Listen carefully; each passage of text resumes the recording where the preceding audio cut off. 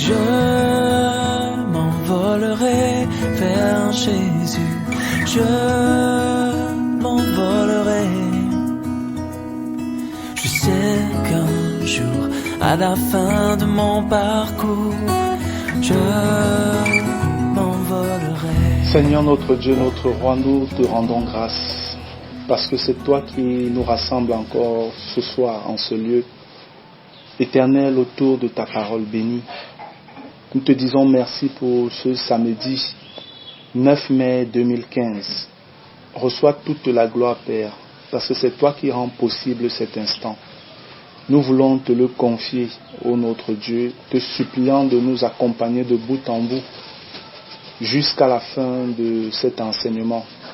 Père éternel, dans ta grâce, éclaire-nous davantage par ton esprit, s'il te plaît. Accompagne-nous par ton esprit de vérité, que lui seul nous conduise dans toute la vérité selon ta volonté parfaite. Reçois l'honneur, la louange et la gloire au nom de Jésus-Christ. Amen. Amen. Gloire à Dieu. Amen. Nous allons continuer l'enseignement sur l'histoire de l'humanité telle que révélée par son Créateur. Comme je l'ai dit le premier jour, puisque nous sommes au deuxième jour aujourd'hui, c'est vrai que l'objectif de cette série d'enseignements était de parler de l'enlèvement, de la préparation à l'enlèvement.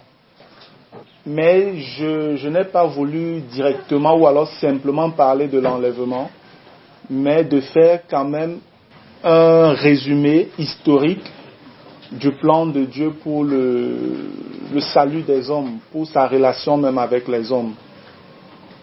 C'est pourquoi, à la base, j'intitule cet enseignement « L'histoire de l'humanité telle que révélée par son Créateur ».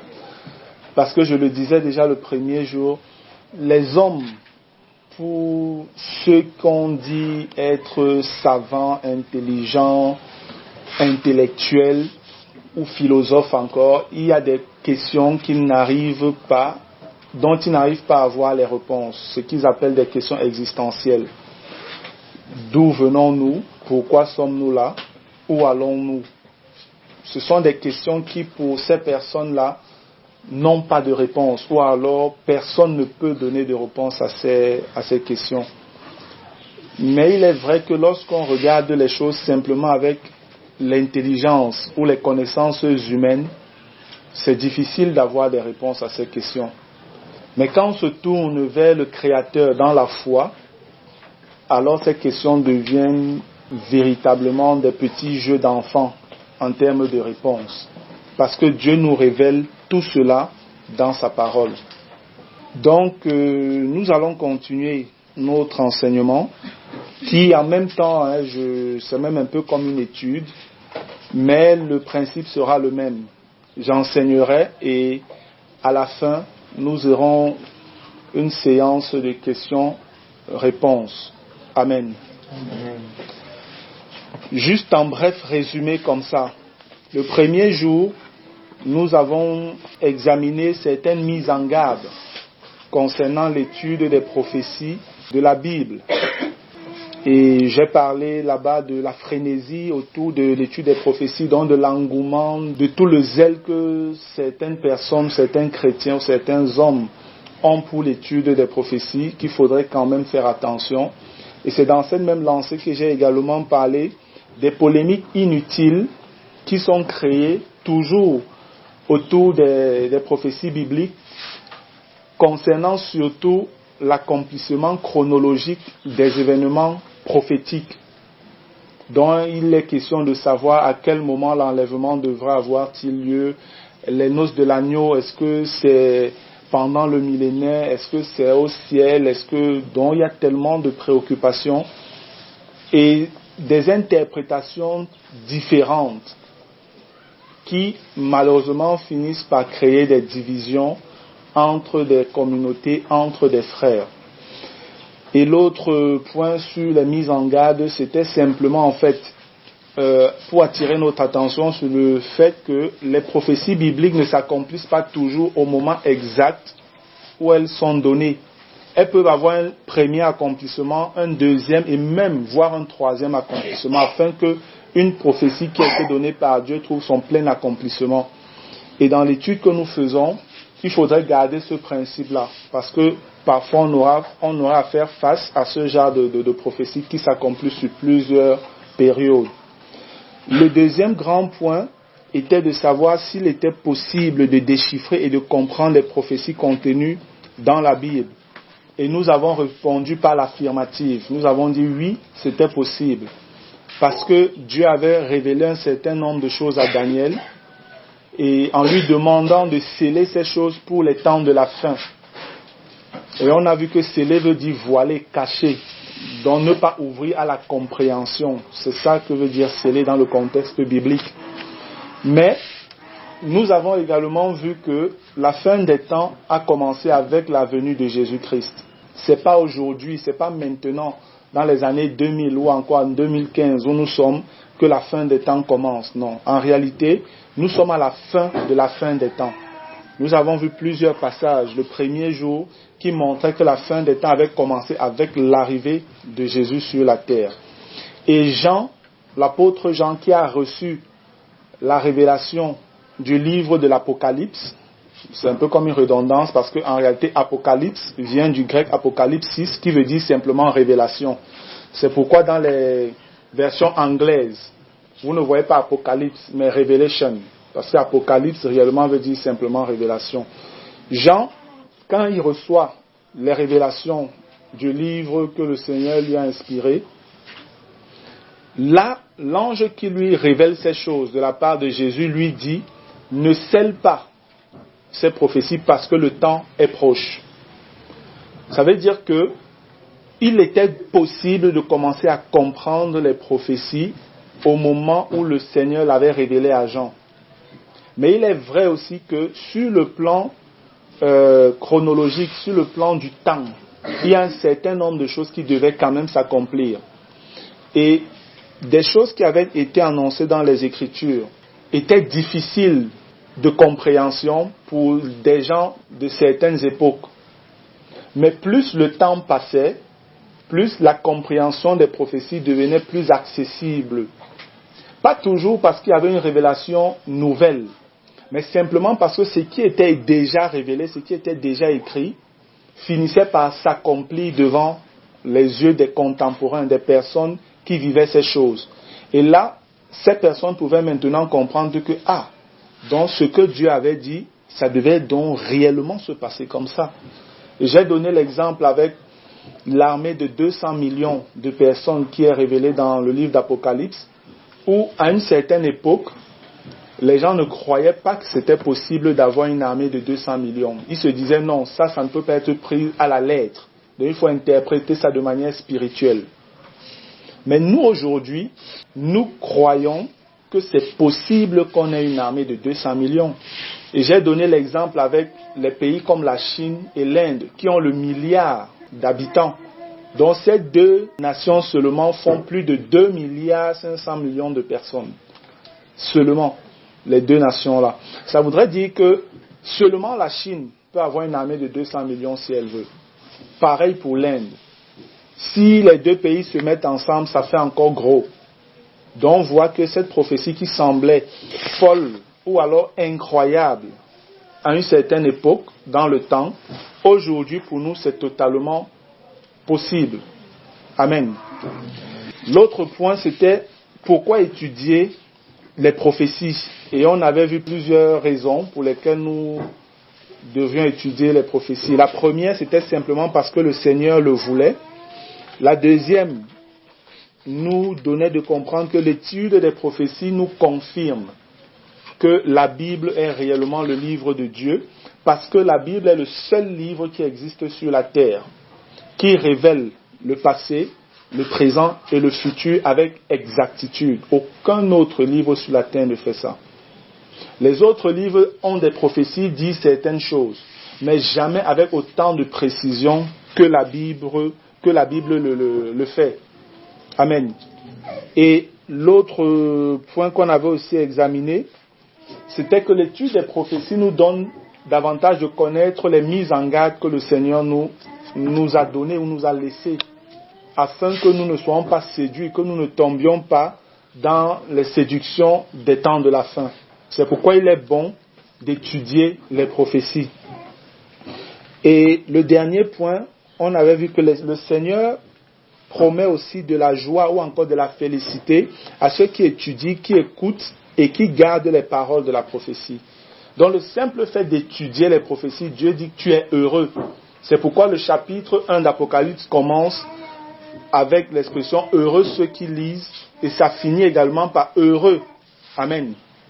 Et j'expliquais que quand on parle de garder, il n'est pas simplement question de retenir dans la tête, mais il est question de mettre en pratique. Parce que le terme grec pour garder est le terme théréo. Et théréo qui veut dire prendre soin, s'occuper soigneusement, mettre en pratique. Donc c'est important d'étudier les prophéties et c'est aussi important de mettre en pratique tout ce qui est contenu dans les prophéties autant que cela est possible. Amen. Amen. Et je pense qu'on avait terminé le premier jour sur une exhortation et un avertissement pour ceux qui pourraient mépriser les prophéties bibliques. Des gens se moquent des prophéties de la Bible, des gens se moquent des paroles du Seigneur qui avait annoncé qu'il reviendrait. Mais on a vu que ces moqueries étaient même aussi déjà prophétisées par la parole. Gloire à Dieu. Ça fait que pour nous, en réalité, voyant ces situations, écoutant ces moqueries, nous devons simplement comprendre que, comme le Seigneur l'a déclaré dans le livre dans les Épîtres de Pierre, que vraiment, vers les derniers temps, il viendra des moqueurs avec leur raillerie qui se moqueront du fait que le Seigneur a dit qu'il reviendra.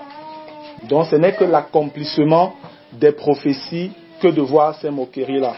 Et à partir de 2 Corinthiens 5, j'exhortais et j'interpellais tous ceux qui peuvent avoir la maladresse de se moquer des prophéties de faire attention. Parce que Dieu supplie au travers des chrétiens, le monde, ceux qui ne connaissent pas encore, de se réconcilier avec lui avant que ce jour de jugement n'arrive sur les nations. Amen. Nous allons donc continuer pour ce deuxième jour. Le point que nous allons voir présentement, c'est un bref rappel historique du plan révélé de Dieu pour l'humanité. En réalité, ici, je vais essayer de présenter de manière générale le plan de Dieu jusqu'à l'éternité, jusqu'à la fin. Mais vous voyez bien que s'il faudrait parler du plan de Dieu, du commencement jusqu'à la fin, il nous faudrait plusieurs semaines. Sincèrement, s'il faut scruter les Écritures, s'il faut sonder les Écritures, s'il faut lire tous les passages, il est clair qu'on ne partira pas d'ici ce soir de sitôt en tout cas. Ce que je vais faire, c'est juste présenter de manière générale le plan de Dieu par section. Je n'entrerai pas dans les détails. Non, pas du tout. Mais je donnerai par la grâce de Dieu les passages. Je donnerai les passages qui permettront à ceux qui les relèveront de pouvoir fouiller à la maison. De pouvoir fouiller à la maison et de pouvoir examiner toutes ces choses-là.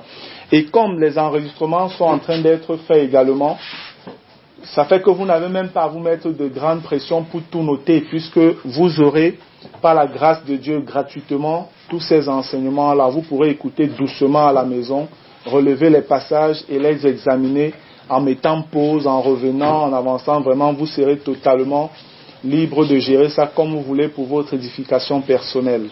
Amen. Amen. Donc, bref rappel historique du plan révélé de Dieu pour l'humanité. Nous partirons de la Genèse à l'Apocalypse. Et lorsqu'on parle de la Genèse, en fait, la Genèse, c'est simplement la révélation du commencement de toutes choses.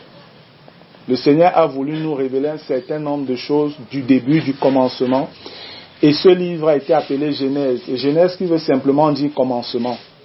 Jusqu'à l'Apocalypse, l'Apocalypse c'est la révélation de la fin. Amen. L'Apocalypse c'est la révélation de la fin. Le Seigneur a bien voulu qu'au commencement on ait la Genèse et qu'à la fin on ait une révélation finale qui est l'Apocalypse.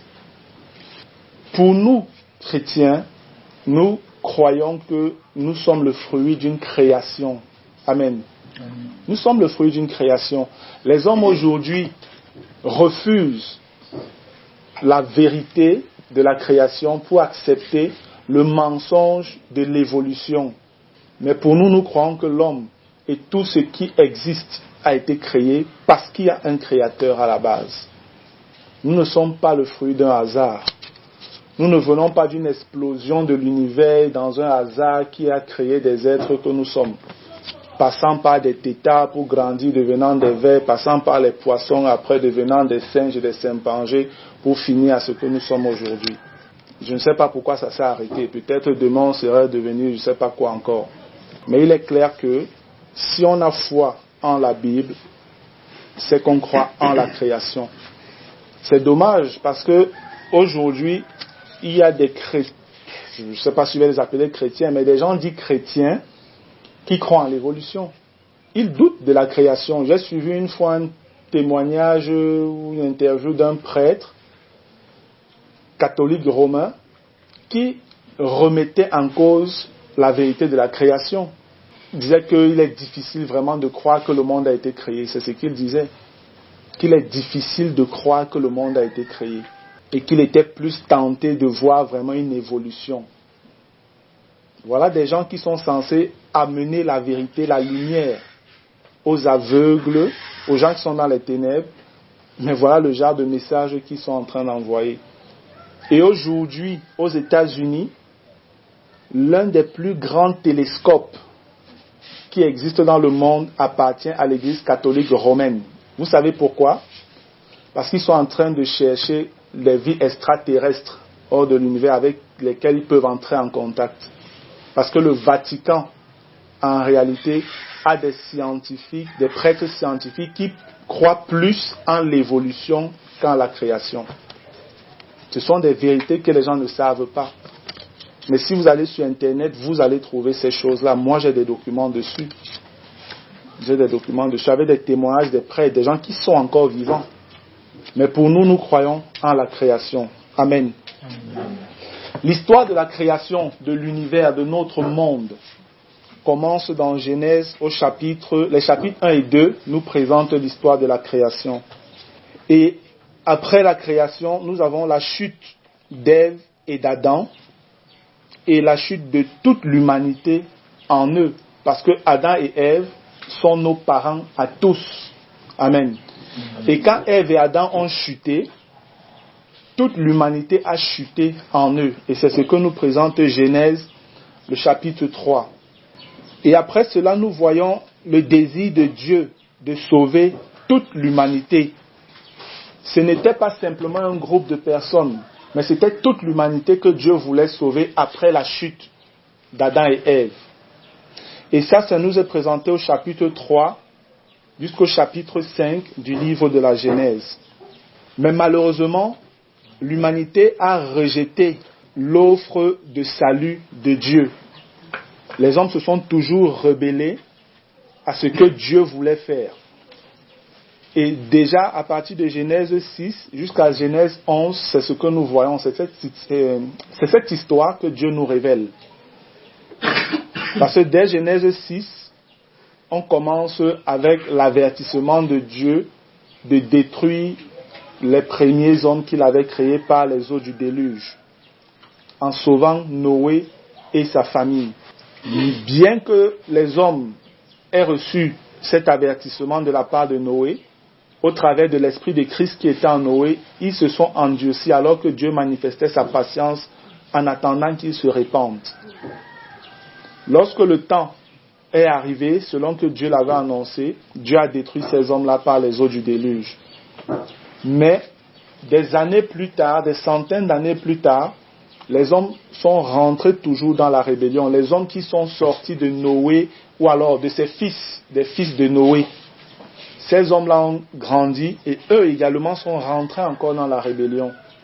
Et on se retrouve à la tour de Babel, où l'humanité rejette officiellement Dieu pour pouvoir se construire une tour pour atteindre les cieux par leur propre force. Mais Dieu vient détruire cela et confond les hommes par leur langage. Parce qu'avant, on nous dit que les hommes avaient tous une même langue. Donc si c'était le français, je prends un exemple, tous les hommes qui habitaient sur la terre à cette époque parlaient le français et ils se comprenaient. Et dans cette condition, Dieu dit qu'ils étaient forts pour faire ce qu'ils voulaient. Et cette force n'était pas une force positive, c'était une force qui les amenait à la perdition en fait. Et c'est exactement ce qui est en train de se produire encore aujourd'hui. Les hommes, davantage se croient forts par les évolutions scientifiques, les évolutions technologiques et tout ce qu'il y a comme évolution dans le monde. Mais en réalité, toutes ces choses ne serviront qu'à servir l'humanité plus tard. Et donc, depuis Genèse 11, le Seigneur est venu détruire ce plan-là, et c'est ce qu'il fera encore. Lorsqu'on vous parle de village planétaire, de mondialisation ou de mondialisme, en réalité, c'est tout ça qui est en train de reprendre forme. C'est la tour de Babel moderne que les hommes sont en train de construire encore aujourd'hui. C'est pourquoi la Bible dit qu'il n'y a rien de nouveau sous le soleil. Amen. Il n'y a rien de nouveau sous le soleil. Donc là, nous sommes à Genèse 6 et 11, mais avec la confusion des langues et la destruction du plan humain, Dieu choisit d'appeler un homme en la personne d'Abraham ou d'Abraham. Et ça, c'est l'histoire qu'on nous conte à partir de Genèse au chapitre 12. Et en choisissant Abraham, en fait, Dieu était en train de choisir une nation qui sortirait des reins d'Abraham.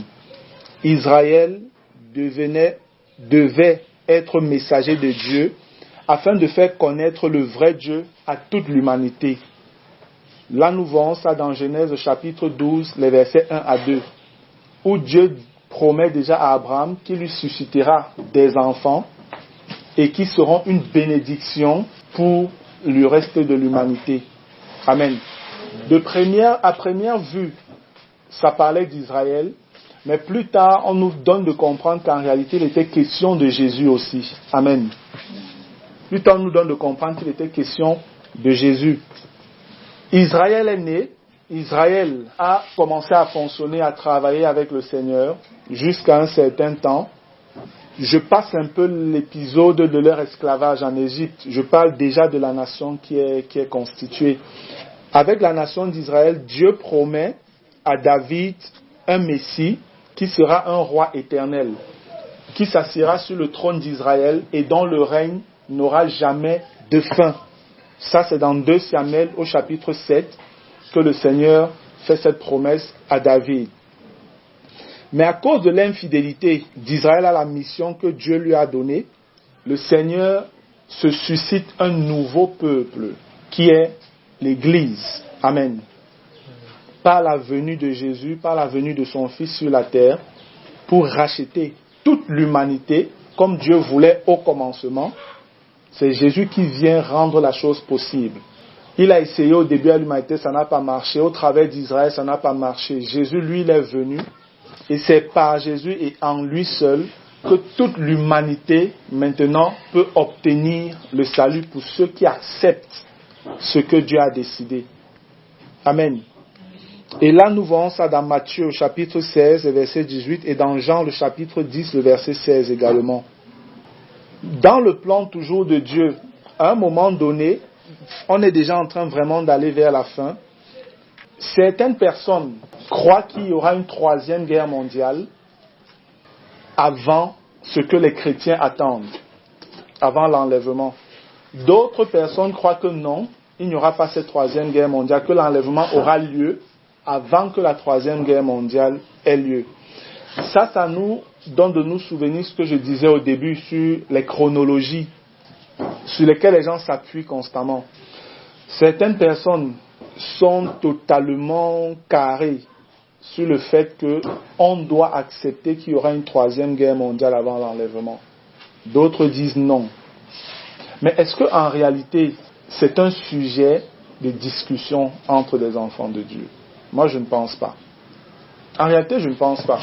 Qu'il y ait une 3e guerre mondiale ou qu'il n'y ait pas une 3e guerre mondiale, si quelqu'un est prêt, cela lui importe peu. Amen. En réalité, cela lui importe peu. Parce que lorsque tu marches selon la volonté de Dieu, le Seigneur te prépare à toute éventualité. Tu es toujours prêt. Amen. Tu es toujours prêt. Et quel que soit ce qui arrivera, selon la formation que tu reçois de Dieu, au quotidien, qu'il y ait une troisième guerre mondiale ou qu'il n'y ait pas de troisième guerre mondiale, cela importe peu. Mais toutefois, par l'interprétation d'Ézéchiel 38, certaines personnes croient qu'il y aura une coalition de nations arabes qui vont attaquer Israël. Il est vrai que dans Ézéchiel 38, on parle réellement de cette coalition de nations qui attaqueront Israël. Maintenant, la question est de savoir à quel moment dans le plan de Dieu cela va se produire. C'est où donc il n'y a pas d'accord entre les enfants de Dieu. Mais d'une manière ou d'une autre, il y aura réellement cette attaque. Et dans Ézéchiel 38, la Bible décrit exactement les nations qui attaqueront Israël. Il y a la Turquie, il y a l'Iran, il y a la Libye et le Soudan du Nord. Ces nations vont attaquer Israël, en réalité, dans un temps, dans le plan de Dieu. Maintenant, où positionner exactement cet événement, c'est où des chrétiens ne s'entendent pas. Amen.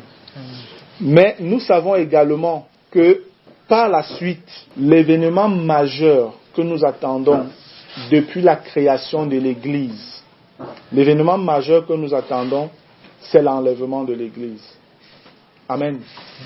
L'événement majeur que nous attendons, c'est l'enlèvement de l'Église. Et nous voyons ça dans Osée, le chapitre 6, versets 1 à 3, et dans 1 Thessaloniciens, le chapitre 4, le verset 16. J'aimerais qu'on lise dans Osée. On va quand même lire ce verset-là. Osée, le chapitre 6. Osée, chapitre 6, versets 1 à 3. Il est écrit: Venez, retournons à l'Éternel, car il a déchiré, mais il nous guérira. Il a frappé, mais il bandera nos plaies. Il nous rendra la vie dans 2 jours. Le 3e jour, il nous relèvera, et nous vivrons devant lui. Connaissons, cherchons à connaître l'Éternel. Sa venue est aussi certaine que celle de l'aurore.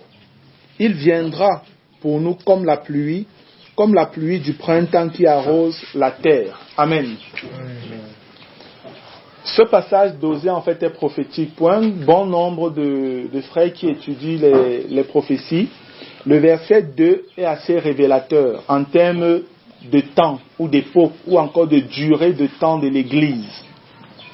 Lorsqu'on dit « il nous rendra la vie dans 2 jours », le 3e jour, il nous relèvera et nous vivrons devant lui. En réalité, 2 jours ici représentent 2000 ans. Et c'est le peuple d'Israël qui est en train de parler. Le peuple d'Israël est en train de dire, dans 2000 ans, Dieu nous redonnera la vie. Pourquoi? Parce que depuis l'année 70 ou l'an 70, la nation d'Israël a été dispersée sur toute la surface de la terre. Et Israël a totalement disparu des cartes du monde. Cette nation n'existait plus. Le nom Israël, ça avait disparu. Et selon les prophéties, réellement, 2000 ans plus tard, Israël revient à la vie. Et c'est pourquoi Israël aujourd'hui, depuis mai 48, Israël existe comme nation de nouveau. Et c'est la seule nation au monde qui a eu à disparaître pendant 2000 ans et réapparaître encore sur sa propre terre. C'est la seule nation dans le monde. Et c'est encore une force, un fort témoignage par rapport à la véracité de la Bible comme parole de Dieu. Parce que le Seigneur l'avait annoncé bien avant. Et Israël, de manière miraculeuse, est né en 1 jour. Une chose qu'on n'a jamais vue. Et Dieu lui-même le déclare dans le livre d'Ésaïe. A-t-on jamais entendu une chose pareille? Une nation peut-elle naître en 1 jour? Parce qu'avant qu'Israël n'existe, c'était l'Angleterre qui gérait toute la Palestine. Mais dès que les Anglais ont décidé de lâcher, de quitter la Palestine, ils ont descendu leur drapeau à 12 heures. À 13 heures, David Ben Gourion, qui a été le premier ministre en Israël, était en train de déclarer la naissance de l'État d'Israël. À la grande surprise de toute l'humanité. Tous les hommes étaient surpris de ce qui était arrivé. Et depuis ce jour, Israël n'a jamais plus quitté ce terrain-là et Dieu l'avait annoncé. Les nations arabes, parce qu'Israël est entouré des nations arabes, les nations arabes qui entouraient ou qui entourent Israël ont tout fait pour détruire Israël, mais ils n'ont jamais réussi. Alors qu'Israël venait de subir toute la fougue des Allemands, de Hitler, des nazis, où ils ont perdu plus de 6 millions de personnes. Ils sont revenus en Israël sans une armée, parce qu'ils n'avaient pas d'armée. C'était des gens qui se défendaient avec des fusils, un coup, bien des lances ou des flèches et tout. Mais ils ont réussi à battre des pays qui avaient des armées, des chars et des avions. C'est véritablement le miracle de Dieu. Jusqu'aujourd'hui, Israël est là et Dieu avait annoncé qu'Israël rentrerait sur son terrain et qu'Israël ne partira plus jamais de là. Amen. Lorsque on nous dit dans Osée 6:2, il nous rendra la vie dans 2 jours. Le 3e jour, il nous relèvera. Ceci parle du millénaire. Parce que c'est vrai, Israël aujourd'hui existe, Israël est vivante, mais Israël n'est pas debout devant Dieu. Israël est comme endormi en fait, parce qu'ils sont aveuglés, puisqu'ils ne reconnaissent pas jusqu'aujourd'hui Jésus-Christ comme leur sauveur, comme leur Messie. Mais le 3e jour, qui parle en fait du millénaire, du millénium, le 3e jour, Israël va se relever parce que quand Jésus va revenir sur la terre en gloire, c'est Israël qui sera chargé d'annoncer la bonne nouvelle à toute l'humanité. Amen. C'est le peuple juif qui sera chargé de le faire quand le Seigneur Jésus-Christ reviendra. Dans Zacharie, cela nous est révélé. Après l'enlèvement, dans le plan de Dieu, il y a les noces de l'agneau ou encore le mariage de Jésus avec l'église fidèle dans les cieux. Là, on voit ça dans Apocalypse 19, les versets 1 à 10. Même concernant les noces de l'agneau, j'aimerais que vous sachiez qu'il y a encore plusieurs interprétations à ce niveau-là. Certains croient que dès qu'il y aura enlèvement, les noces de l'agneau auront lieu au ciel. D'autres croient que non, les noces de l'agneau auront lieu à la fin de la tribulation sur la terre. Donc voilà un peu les deux tendances qui existent. Voilà les deux tendances qui existent. Mais d'une manière ou d'une autre, ce qui est sûr, c'est qu'il y aura les noces de l'agneau. Amen. Ce qui est sûr, c'est qu'il y aura les noces de l'agneau. Et lorsqu'il y a enlèvement, après, nous entrons dans la période de tribulation de 7 ans. Ce que certains appellent encore la 70e semaine de Daniel, ou alors la dernière semaine des 70 ans. Des 70 semaines pour annoncer au prophète Daniel. Amen. Donc, après l'enlèvement, nous tombons dans la période des tribulations sur la terre, où il y a la 70e semaine de Daniel. Et là, nous voyons ça dans Daniel 9. Et en même temps, c'est la période où la colère de Dieu va se déverser sur les nations. Vous voyez ça dans Ésaïe au chapitre 24, les versets 17 à 23. Et pendant cette période de tribulation, frères, sur la terre, il y aura une masse des hommes qui vont mourir. Les hommes vont mourir pas par centaines, pas par milliers, mais par centaines de millions et par milliards. Et par milliards. Il y a un frère qui a fait un travail de calcul en termes de données des éléments qu'on nous révèle dans l'Apocalypse, disant le tiers des hommes mourus, le tiers de... Il a essayé de calculer tout ça avec le nombre qu'on dit être sur la terre aujourd'hui, 7 milliards d'hommes. Dans les calculs qu'il a fait, il s'est rendu compte que si on prenait les 7 milliards d'hommes et qu'on excluait environ 1 milliard de chrétiens comme ça en forçant qui sont partis, il dit que le reste d'hommes sur la terre ne dépasserait pas 500 millions. Est-ce que vous voyez l'ampleur de la tuerie qu'il y aura, ou en fait du massacre qu'il y aura sur la terre?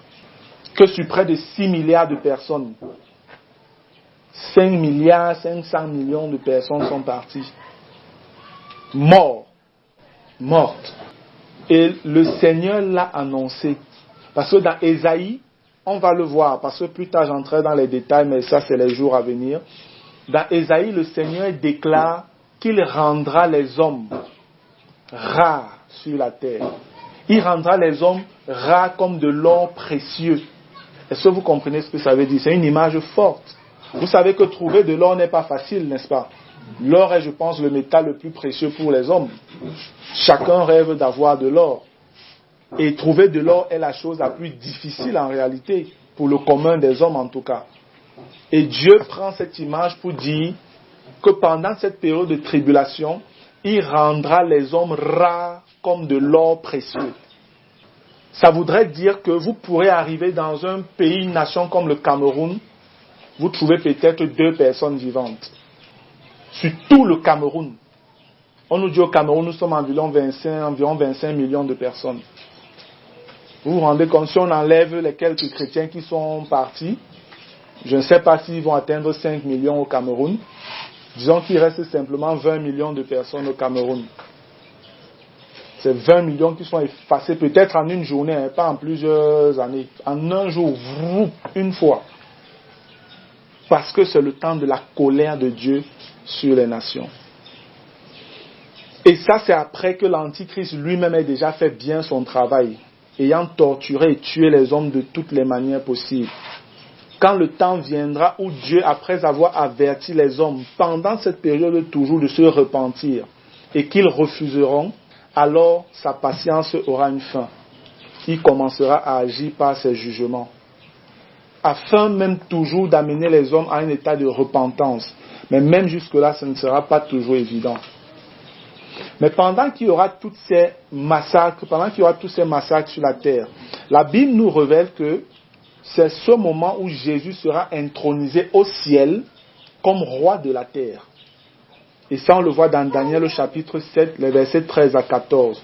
Et même dans Apocalypse 5. Donc avant que Jésus ne vienne véritablement sur la terre régner comme roi de la terre, avec Jérusalem comme capitale du royaume de la terre, Jésus est d'abord couronné au ciel comme roi. Et vers la fin donc des 7 ans de tribulation, ou à la fin des 7 ans de tribulation, Jésus revient en gloire sur la terre accompagné des vainqueurs et des anges. Les vainqueurs ici, c'est tous ceux qui ont été enlevés. C'est tous ceux qui ont été enlevés. Ils reviendront donc avec le Seigneur de gloire, en gloire sur la terre, accompagné également des anges. Là, nous voyons ça dans Acte 1, les versets 6 à 11, dans Zacharie, au chapitre 14, les versets 1 à 7, dans Matthieu 24, les versets 29 à 30. Et quand le Seigneur revient, c'est la période que la Bible appelle la bataille d'Armageddon. Amen. Donc après, c'est la bataille d'Armageddon. Et la bataille d'Armageddon est déjà annoncée dans le psaume 2, les versets 1 à 5. Le psaume 2, quand on lit les versets 1 à 5, en fait, ça annonce déjà la bataille d'Armageddon, où le Seigneur viendra combattre tous les rois, les présidents qui se sont ligués contre lui et contre son peuple.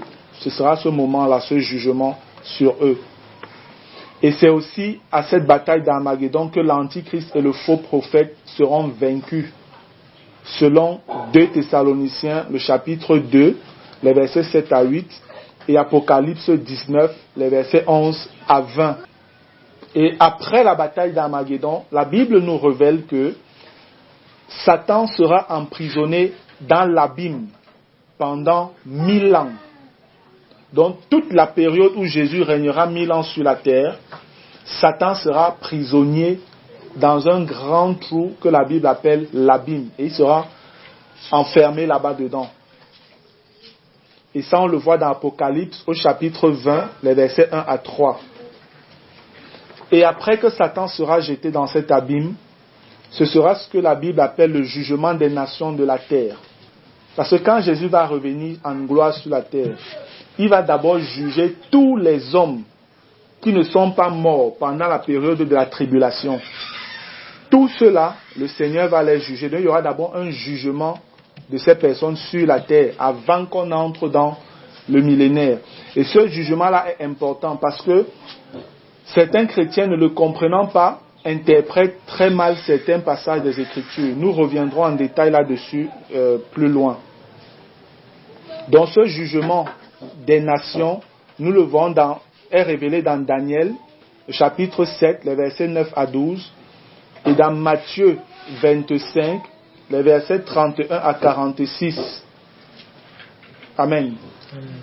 Et lorsque vous regardez, lisons un peu Ésaïe 26. Je vais lire rapidement dans Ésaïe, le chapitre 26, au verset 9. Mon âme te désire pendant la nuit, et mon esprit te cherche au-dedans de moi. Car lorsque tes jugements s'exercent sur la terre, les habitants du monde apprennent la justice. Amen. C'est en fait pourquoi il y aura tous ces jugements-là. C'est pour que les hommes apprennent la justice. C'est pour que les hommes apprennent qu'il y a un Dieu qui est juste. Parce qu'aujourd'hui, avec toutes les injustices qui se déroulent sur cette terre, certaines personnes vont jusqu'à dire que Dieu est mort, que Dieu n'existe pas. Parce que si Dieu existait, comment peut-il laisser autant d'injustices sur la terre? C'est malheureusement parce que ces personnes n'ont pas la lumière sur le plan de Dieu. Amen. La Bible nous révèle dans Ecclésiaste qu'il y a un temps pour toutes choses. Il y a un temps pour toutes choses. Dieu a laissé le temps aux hommes de faire ce qu'ils avaient à faire. Mais la Bible nous révèle également que le temps des nations viendra à la fin. C'est dans Luc que le Seigneur nous révèle ça. Que Jérusalem va souffrir entre les mains des nations jusqu'à ce que le temps des nations prenne fin. Et le temps des nations n'a pas encore pris fin. Parce que Jérusalem n'est pas encore totalement libre aujourd'hui. Ils ont une certaine indépendance, c'est vrai. Mais beaucoup de lieux dépendent encore de l'ONU et des nations païennes. Mais pendant ce temps, on voit plus de l'injustice sur la terre. Mais la Bible dit que le moment vient où Dieu exercera son jugement afin que les nations apprennent la justice. Amen. Et connaissent qu'il y a réellement un Dieu. Et il n'y aura pas simplement un jugement des nations quand Jésus va revenir. Non. Même Israël, frère, est coupable. Israël aujourd'hui est une nation totalement dans l'aveuglement. C'est tellement douloureux pour moi de voir que en Israël, à Jérusalem, la ville du grand roi, la ville qu'on appelle dans la Bible la ville sainte, en Israël, à Jérusalem, on permet les défilés des homosexuels. Ce qu'on appelle gay pride. Vous vous rendez compte? La ville de Jésus, on permet les défilés d'homosexuels là-bas, où les autorités, les maires et tout sont là pour accepter ce genre de choses. Vous voyez dans quel état Israël se trouve aujourd'hui? Totalement dans l'aveuglement. Totalement dans l'aveuglement. C'est un peu comme le Seigneur dit, ils sont morts quoique vivants. Dans Osée 6 au verset 2, il dit, dans 2 jours il nous rendra la vie. Mais le 3e jour, il nous relève, il nous met debout. C'est la même image quand on regarde dans Ézéchiel 37. Lorsque Ézéchiel regarde une grande vallée avec des os, des squelettes séchés, et l'Éternel demande à Ézéchiel, est-ce que ces os revivront? Ézéchiel dit, je ne sais. Le Seigneur lui dit, ok, ordonne que la chair pousse sur ces os. Et Ézéchiel ordonne. Et les os commencent à se coller, à se coller, à se coller dans un grand bruit. La chair reprend forme, les muscles reviennent, tout reprend. Mais c'était là, c'était mort. Après, il dit, ordonne à l'esprit d'entrer dans ces eaux. Et il le fait, et c'est à ce moment que la vie véritable vient. Israël aujourd'hui, en fait, est comme ces squelettes-là où il y a de la chair, mais il n'y a pas de vie, il n'y a pas d'esprit. Amen. Et le premier jour, je parlais de Joël 2, où le Seigneur promet, disant que dans les derniers jours, vos fils et vos filles prophétiseront, vos jeunes gens auront des visions et vos vieillards auront des songes. Je vous disais que ça s'est accompli en partie seulement le jour de la Pentecôte. C'était simplement les prémices en réalité. Mais le moment vient où il y aura un plein accomplissement de cette prophétie pour le peuple juif, parce que c'est d'abord à eux que cela avait été annoncé. C'est d'abord pour eux que cela avait été promis. Amen. Et c'est lorsque le Seigneur Jésus reviendra donc, après la fête du Yom Kippour, qui est la fête des expiations, la 6e fête dans les 7 fêtes de l'Éternel, Israël se repentira de leur situation parce qu'ils seront acculés au point où ils seront prêts à être totalement détruits. La Bible nous revêt dans Zacharie que les 2/3 d'Israël vont être détruits. Et c'est quand le 1/3 restant sera attaqué pour être totalement éradiqué, alors que Jésus-Christ reviendra. Mais il reviendra après qu'Israël commence à crier son péché, à reconnaître réellement son péché. C'est pas la repentance d'Israël, c'est ce que Zacharie, je crois, chapitre 12 nous révèle. C'est qu'un esprit de repentance, un esprit de supplication, un esprit d'humiliation va être déversé sur le peuple juif et ils comprendront donc leur erreur. Leurs yeux vont s'ouvrir et ils vont commencer à crier demandant le retour du Messie, demandant pardon pour leurs péchés. Et c'est à ce moment que Jésus viendra donc de manière glorieuse sur le mont des Oliviers pour les défendre. Amen. Amen. Mais présentement, Israël est véritablement dans un état de mort spirituelle pour la grande majorité du peuple. Il y a une petite minorité qui a cru. Il y a toujours un petit reste que Dieu s'est réservé. Et le petit reste à l'époque de Jésus, c'était peut-être des gens comme les 12 apôtres, les 12 en enlevant l'autre là, celui que vous connaissez. Voilà, en enlevant celui-là. Donc avec plutôt celui qui l'a remplacé. Amen.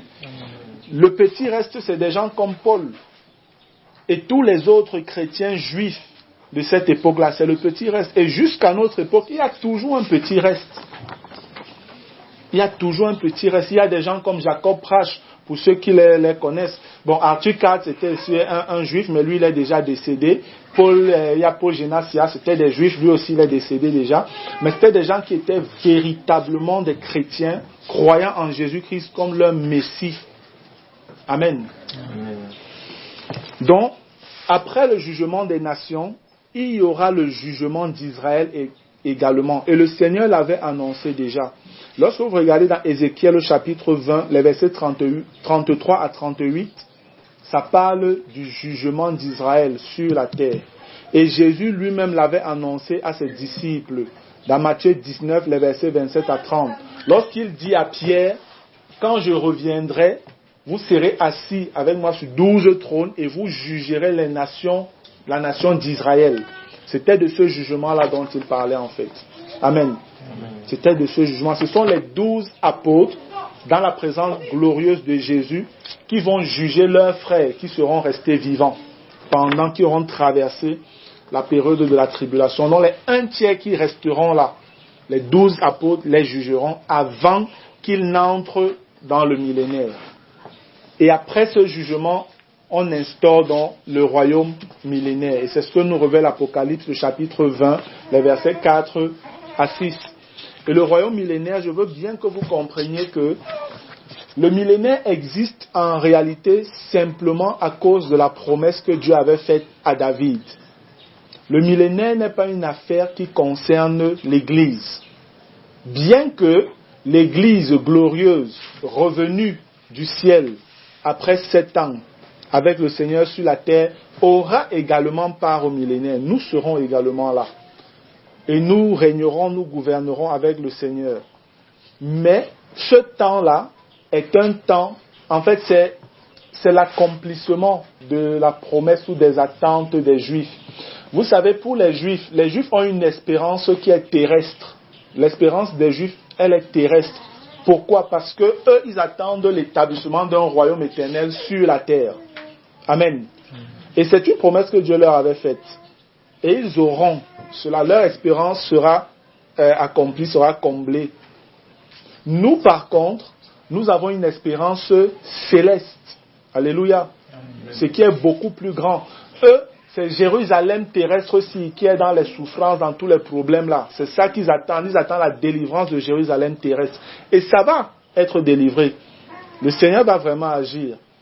Mais pour nous, nous attendons la Jérusalem céleste. Amen. Amen. Dans laquelle le Père habitera avec le Fils, le Saint-Esprit. Nous habiterons tous en ce lieu-là, avec Dieu. Tous ceux qui font partie de l'épouse, tous ceux qui ont été enlevés, auront leur demeure dans la Jérusalem céleste. Ça, c'est notre espérance. Et c'est une espérance beaucoup plus grande que l'espérance d'Israël. Donc, souvenez-vous toujours que le millénaire concerne surtout les Juifs. C'est pourquoi dans Zacharie, on nous fait comprendre au chapitre 8 que les hommes des nations, peut-être 8 ou 10 hommes des nations arrêteront un Juif en leur disant « Nous irons avec toi parce que nous savons que Dieu est avec vous. » Amen. Derrière toutes mes douleurs, je m'envolerai, oubliant mes souffrances et mes pleurs. Je